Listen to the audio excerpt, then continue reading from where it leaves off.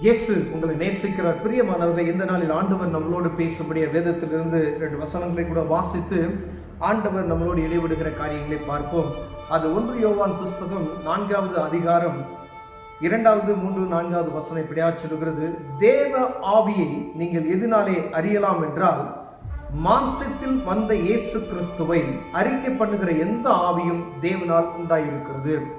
பிரியமானவர்களே, தேவனுடைய ஆவியை எதனால் அறியலாம் என்றால், அதாவது மாம்சத்தில் வந்த இயேசு கிறிஸ்துவை அறிக்கை பண்ணுகிற எந்த ஆவியும் தேவனால் உண்டாயிருக்கிறது.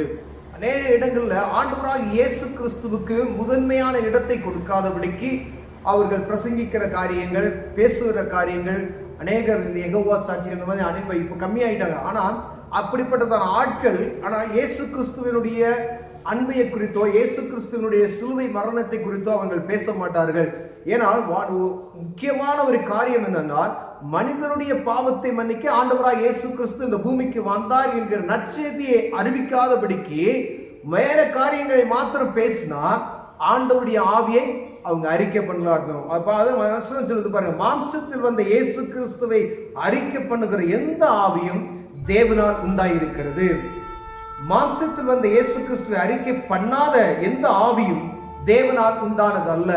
இயேசு கிறிஸ்துவை சொந்த இரட்சகராய், அதாவது இயேசு கிறிஸ்துவை கடவுளாய், இயேசு கிறிஸ்துவை இந்த உலக இரட்சகராய், இயேசு கிறிஸ்துவை வானத்தை பூமி உண்டாக்கின சர்வ வல்லமையுள்ள தேவன் என்பதை அறிக்கை பண்ணாதபடிக்கு இருக்கிற எந்த ஆவியும் அது தேவ ஆவி அல்ல என்று வேதம் தெளிவாய் நமக்கு சொல்கிறது. பிரியமானங்களே, வரும் என்று நீங்கள் கேள்விப்பட்ட அந்தி கிறிஸ்துவனுடைய ஆவி அதுவே.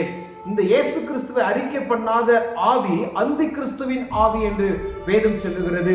அநேக இடங்கள்ல தங்களை மாத்திரமே போக்கஸ் பண்ணி, தாங்களை மாத்திரமே அவங்களுக்கு என்ன செய்வாங்க, அவர்களுடைய காரியங்களை சில ஆட்டோமேட்டிக்கா அப்படியே வர்ஷிப் பண்ற மாதிரி இருக்கு. எல்லாம் அவங்களுடைய காரியங்களை மேன்மைப்படுத்தி அவங்கள மாத்திரமே ஜனங்களுக்கு காண்பித்துக் கொண்டிருப்பார். இப்படிப்பட்டதான காரியங்கள் அந்தி கிறிஸ்துவின் ஆவி அங்கு இருக்கிறது என்பதை நாம் புரிந்து கொள்ள வேண்டும். பிரியமானவர்களே, வரப்போகிற அந்தி கிறிஸ்து ஏற்கனவே இருக்கிறான் என்று ஆண்டவருடைய காலத்திலே அநேகருக்கு அங்கு அப்பயே சொல்றாங்க, என்னுடைய இயேசு உங்க நாமத்துல அநேக பேர் அற்புதத்தை செய்யறாங்க அப்படின்னு சொல்ற சீசர்கள் சொல்லுகிறதை நான் பார்க்க முடியுது. விட்டுருங்க அவங்கள, கடைசி நாட்கள்ல நான் பார்த்துக்கிறேன், என்னை பத்தி பேசுறேன், தப்பா பேச மாட்டான்.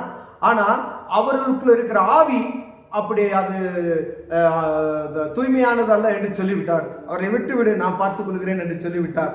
ஆனால் அப்படிப்பட்டது ஆவிகளை பகுத்தறியும்படியே ஆண்டவர் நமக்கு கிருபையை கொடுத்திருக்கிறார். பிரியமானவர்களே, அதை நாம் புரிந்து கொள்ளும்படியாய் ஆண்டவர் அந்தி கிறிஸ்துவின் ஆவிக்கு நீங்கள் எச்சரிக்கையாய் இருக்கும்படியாய் அவர் நமக்கு சொல்லிக் கொண்டிருக்கிறார். மாம்சத்தில் வந்த இயேசு கிறிஸ்துவை அறிக்கை பண்ணாத எந்த ஆவியும் தேவனால் உண்டானதல்ல. வரும் என்று நீங்கள் கேள்விப்பட்ட அந்த கிறிஸ்துவனுடைய ஆவி அதுவே. அது இப்பொழுதே உலகத்தில் இருக்கிறது. அது செயல்முறைக்கு வந்திருக்கிறது. அநேக இடங்கள்ல நாம் பார்க்கிறோம், கண்களால் நம்ம பார்த்து கொண்டு இருக்கிறோம், ஒன்றும் செய்ய முடியல.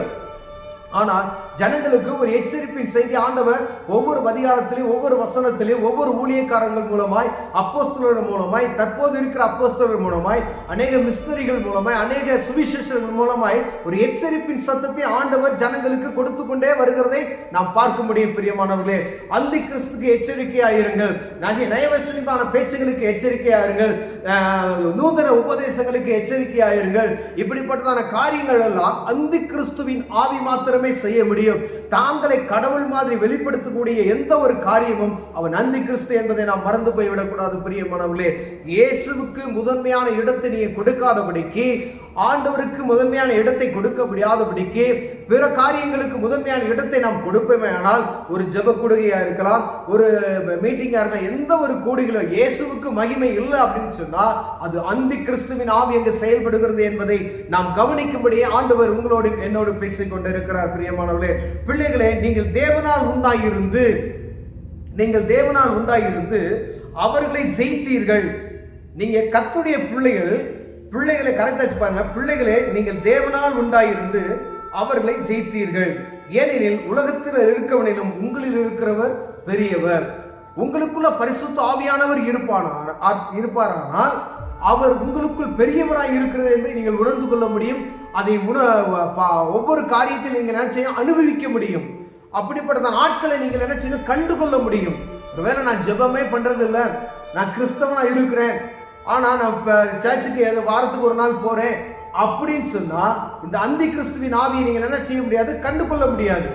ஆண்டவர் அப்படிப்பட்ட ஆடுகளுக்கு தான் இன்னைக்கு பேசிக் கொண்டு இருக்கிறார். நீங்க கிறிஸ்தவர்களா இருக்கிறீர்கள், நான் கிறிஸ்தவனா இருப்பது நிமித்தமாய் நான் பரலோக ராஜ்யத்துக்கு போக முடியாது. வானத்தையும் பூமியும் படைத்த சர்வ வல்லமையுள்ள தேவனாகிய ஆண்டவராக இயேசு கிறிஸ்துவின் இரத்தத்தாலே கழுவப்பட்ட அவருடைய பாவ மன்னிப்பை பெற்ற ஒவ்வொரு மனிதனுமே பரலோக ராஜ்யத்துக்கு போக முடியும் என்பதில் அதுல உறுதியா இருக்க முடியாது. ஆண்டவர்களோடு பேசுகிறார். பிரியமானவர்களே, நீங்க ஜெபம் செய்து இந்த பரிசுத்த ஆவியின் அபிஷேகத்தை பெற்றுக்கொண்டு இயேசுவே மெய்யான தெய்வம் என்பதை உங்கள் உள்ளார்ந்த இருதயத்தில் நீங்கள் ஏற்றுக்கொண்ட பின்பு, ஒருவேளை இப்படிப்பட்ட ஆட்கள் இயேசு கிறிஸ்துவை மகிமைப்படுத்தாதபடி இருக்கிறாங்க அப்படின்னு சொன்னா அவங்களை நீங்கள் அறிந்து கொள்ளும்படி ஆண்டவர் உங்களோடு பேசிக் கொண்டு இருக்கிறார். ஒருவேளை நீங்க ஜெபம் செய்யல, வேத வாசிக்கல, நான் சர்ச்சுக்கு போல அப்படின்னா அந்தி கிறிஸ்துவின் ஆவியை எப்படி நீங்கள் கண்டு கொள்ளுவீர்கள்? அதுக்கு தான் வசனம் சொல்லுகிறது, ஆண்டவருடைய பிள்ளைகளை நீங்கள் தேவனால் உண்டாயிருந்தும் அவர்களை ஜெயித்திருக்கிறீர்கள். நீ தேவனால் உண்டாயிருந்ததினாலே அவர்களை ஜெயித்திருக்கிறீர்கள். ஏனெனில் உலகத்தில் இருக்கிறவனில் உங்களில் இருக்கிறவர் பெரியவர். உங்களுக்குள்ள ஆண்டவர் இருப்பார்கள், அது ஜெயிக்க வல்லமையுள்ளவராய் இருப்பீர்கள். ஒருவேளை நீங்க எந்த ஒரு காரியத்தையும் அற்புதத்துக்காய் மாத்திரம் இல்ல, நான் என் வாழ்க்கையில உயர்வுக்கு மாத்திரம் நான் ஆண்டவரை தேடுகிற ஒரு காரியம், யாராவது சொல்றாங்க அந்த மாந்திரிகம், பில்லி சூனியம் இப்படிப்பட்ட காரியத்தை சொல்லி வாழ்க்கையில முன்னேறிடலாம், செல்வம் கொளிக்கும் அப்படின்னு சொல்லுகிற மாதிரி, குறி சொல்லுகிற மாதிரி ஆட்கள் இருப்பார்கள். ஆனால் கிறிஸ்தவத்துக்குள் அப்படிப்பட்டதான் ஆட்கள் இருக்கிறார்கள், அப்படிப்பட்டதான் ஆட்கள் இருப்பார்களானால் அவர்கள் அந்தி கிறிஸ்துவின் ஆவியை உடையவர்கள். அதை நீங்கள் கண்டுகொள்ள வேண்டும். ஒருவேளை அது உங்க போதகரா இருக்கலாம், ஒருவேளை உங்கள் ஃப்ரெண்ட்ஸா இருக்கலாம், ஏதோ ஒரு உங்களுக்கு ஒரு உங்க பழக்கத்துக்கு உங்ககிட்ட பேசக்கூடிய ஒரு ஊழியக்காரர் போல தோற்றம் அளிக்கலாம்.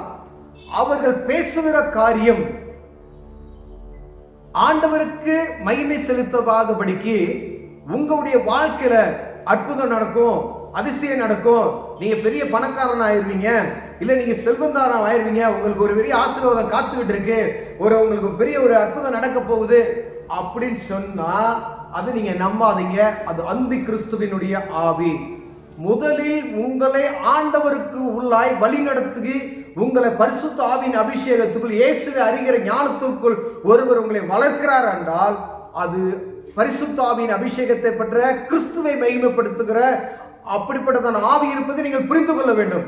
அதை மாறாக உங்களுடைய ஆவிக்குரிய வாழ்க்கைக்கோ உங்கள் சுவிசேஷம் உங்களுடைய கிறிஸ்துவை பற்றி உங்களுக்கு சொல்லாமையோ உங்க வாழ்க்கையை நான் உயர்த்திருவேன் அப்படின்னு சொன்னாங்கன்னா அது குறி சொல்லுகிற ஆவி. எச்சரிக்கையா இருக்க முடியாது. அந்தி கிறிஸ்துவின் ஆவி என்பதை நாம் மறந்து போய்விடக்கூடாது. பிரியமானவர்களே, இதற்கு எச்சரிக்கையா இருக்க முடியாது. உங்களோடும் என்னோடும் ஆண்டவர் பேசுகிறார். இப்படிப்பட்டதான ஆவிகள் தேசத்துக்குள்ளையும் உலகம் முழுவதும் எங்கு பரவி இருக்கிறது. ஏன்னா குறைந்த காலமே இருக்கிறது என்பதை நன்றாக அறிந்து கொண்டு எப்படியெல்லாம் மனிதர்களை வஞ்சிக்க முடியுமோ, எப்படியெல்லாம் மனிதர்களை பரலோக ராஜ்யத்துக்கு போக விடாதபடி தடை பண்ண முடியுமோ அப்படியெல்லாம் அவன் வேலையை துரிதமாய் செய்து கொண்டு இருக்கிறான். பிரியமானவர்களே, அதுல இது ஒரு பார்ட் அவனுடைய வேலை. அந்தி கிறிஸ்துவை பற்றி கொண்டு அவருடைய காரியங்களை, ஏன்னா நம்ம ஆட்கள் என்ன செய்வாங்க, எளிமையா ஒரு காரியம் கிடைக்குது அப்படின்னு சொன்னா அங்க போயிடுவாங்க. ஆனா ஏன் அப்படி கிடைக்குதுன்னு சொல்ல எல்லாம் பார்க்க மாட்டாங்க. 1 லட்ச ரூபா ஒருத்தர் லோன் கொடுக்கணும் அப்படின்னு சொன்னா என்ன செய்வாங்க, டக்குன்னு போய் வாங்குறதுக்கு தான் பார்க்கிறோம் முடிய அதுக்கு பின்பதான் இருக்கிற காரியங்களை நாம் என்ன செய்யறது பார்க்கறது கிடையாது. அப்படியானால் நம்ம கஷ்டப்பட்டு உழைச்சாதான் எந்த ஒரு பணமும் நம்ம கைக்கு வரும். பிரியமானவர்களே, கஷ்டப்படாம உங்க பாக்கெட்டுக்கு 5 லட்ச ரூபா வரப்போகுது அப்படின்னு சொன்னா அது அந்தி கிறிஸ்துவின் ஆவி என்பதை மறந்து போய் விடாதீர்கள். அதுக்கு எச்சரிக்கையா இருக்கும்படி ஆண்டவர் உங்களோட என்னோட பேசுகிறார். பிரியமானவர்களே, கண்களை மூடுவோம், ஜெபம் செய்வோம். ஆண்டவரே, அந்தி கிறிஸ்துவின் ஆவியை கண்டு கொள்வதற்கான ஞானத்தை எங்களுக்கு தாங்க ஆண்டவரே. அப்பா, கிறிஸ்தவர்களாய் இருக்கிற நாங்கள் அப்படிப்பட்டதான ஆவிகளை பகுத்தறிகிற வரங்களை எங்கள் ஒவ்வொருவருக்கும் தரும்படியாய், இதை பார்த்து கொண்டிருக்கிற அன்பு சகோதர சகோதரிகளுக்கு தரும்படியாய் இயேசுவின் நாமத்தில் ஜெபிக்கிறேன் ஜீவனுள்ள நல்ல பிதாவே, ஆமென்.